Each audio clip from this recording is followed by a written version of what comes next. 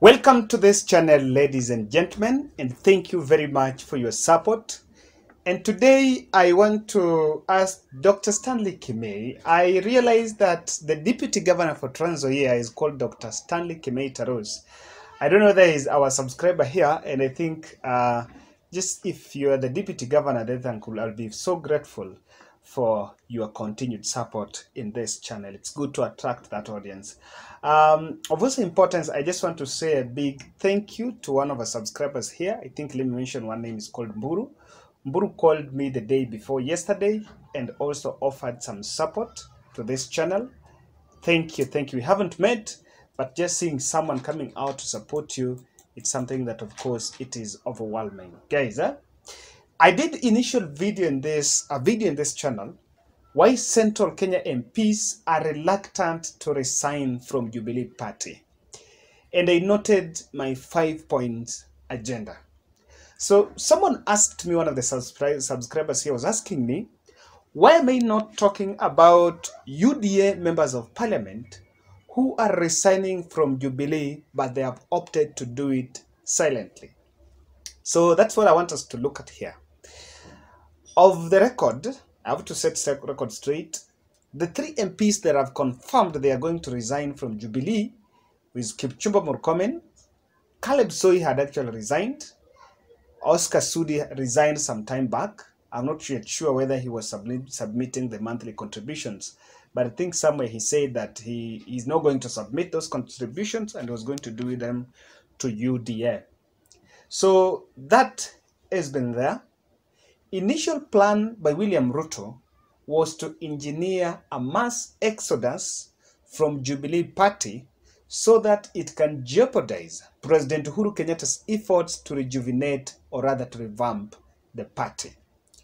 So of essence to us is because there was implications, because I was asking myself a question: what is the fate of nominated members of parliament who are now going to also resign? If they resign from Jubilee, are they going to still serve? Are they going to receive their salaries? Are they going to receive those privileges? Or if you resign, you resign. Because there are, I think, 2 formidable members that are in UDA, but they're nominated. That is Isaac Mwaura and Millicent Omanga. What are their fate? Someone also asked me a question here. What will happen if William Ruto resigns? What does the Constitution say?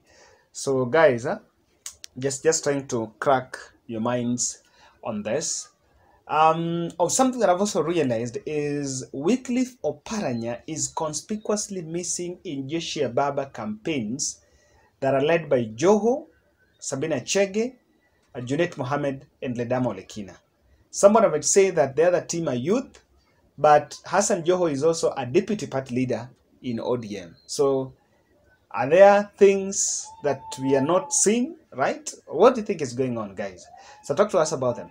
Now, why do you think Rift Valley MPs have actually opted to resign, but silently, or rather secretly?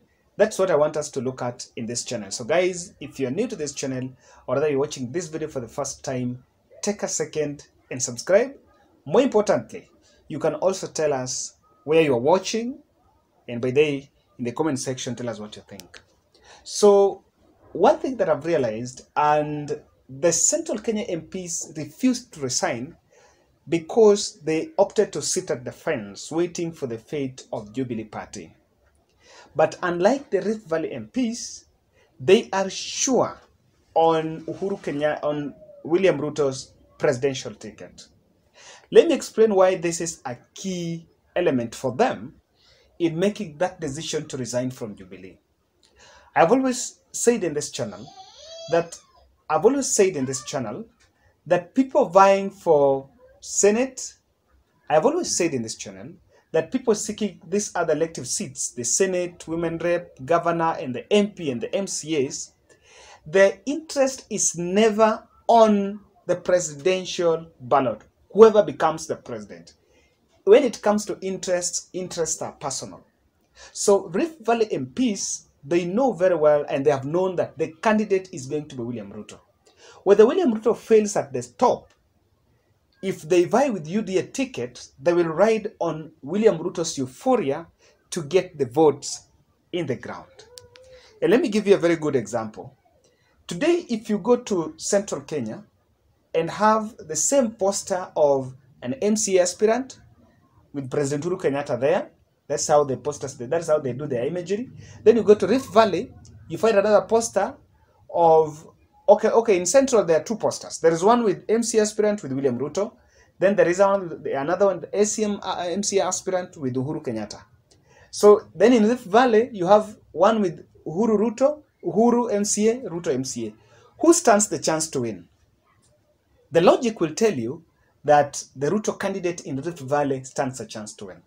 So unlike the other aspirants in UDA, the ones that are trying to use, the ones that want to ride on the euphoria of deputy president, the only members of parliament or other leaders in UDA that are sure on retention on the ground are the Rift Valley MPs. So that's why they are actually going to resign from those positions.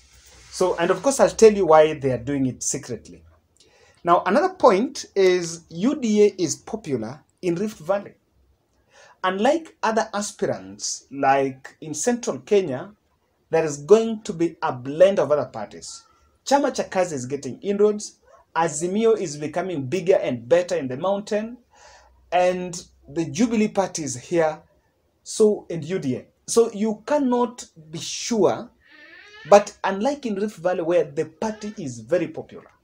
And another thing, the popularity of UDA party in Rift Valley have actually suffocated the other parties that William Ruto calls small parties. So apart from UDA, for example, in Uasin Gishu, which other parties there? There is KANU, but that has been suffocated there.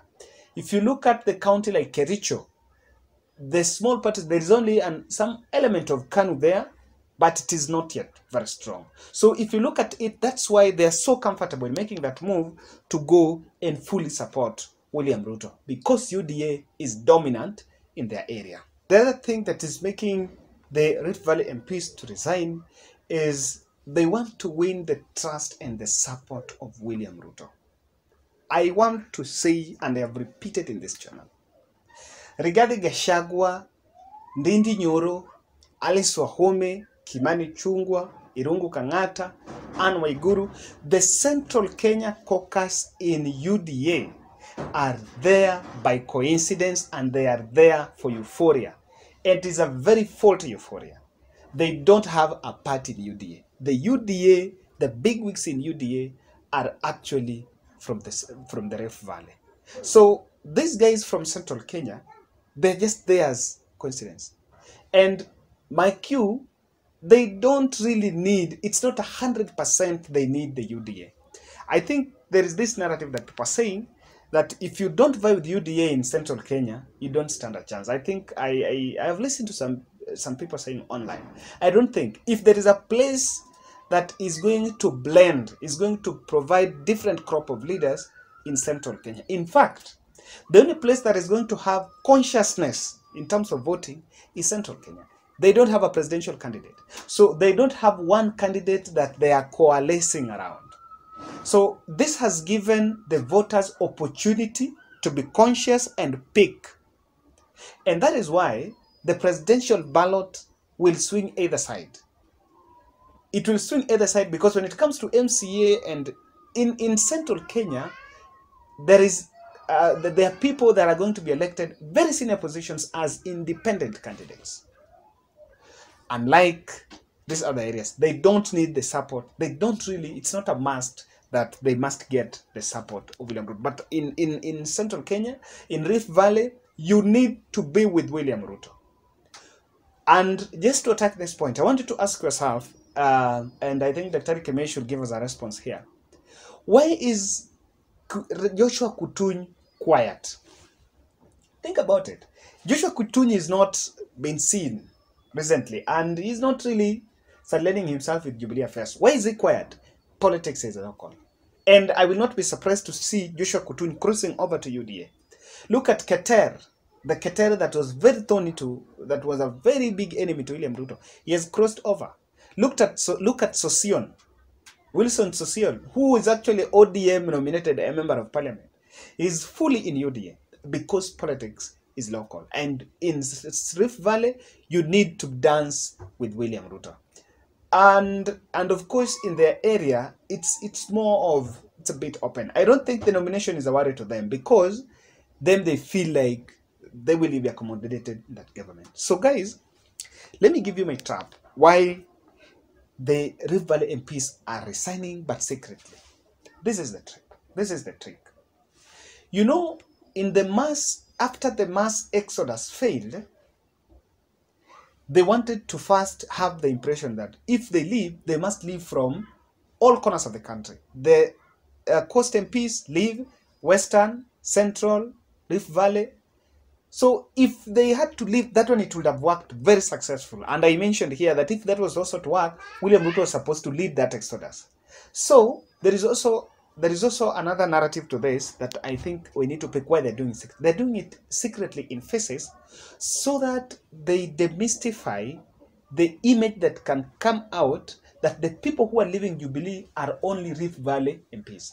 Because in the event that that comes out, what will be seen is that they have been isolated and the UDA now is confined to be a Rift Valley affair. That's why they're doing it secretly. Secondly, they are doing it to test the waters. You know, you can't just leave once. They want to test the waters. And I know Jubilee will now be talking to other MPs, telling them, you know what, person X has left, person X have remained, person Y have remained. And they are leaders who are waiting for others to make the choice. Like in central Kenya, the people who are leaving, who is going to leave first? In Rift Valley, if you see Kipchumba Murkomen is leading the way, you expect Chergei, Arun Cheruiyot to lead that part. To lead that. So for me, that is also one of the things that they are going to look at. Lastly, the coalition, Kenya Kwanza coalition, does not alter the matrix in Rift Valley. The Rift Valley politicians are going to vie with UDA. And there is nothing.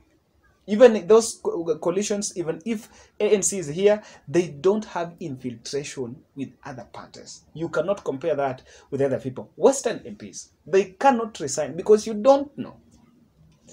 You don't know. If you go for a joint nomination like whatever is happening in Kakamega with Cleophas Malala and Boni Khalwale, they even stand at a chance of losing and Baraza or the DAP candidate wins.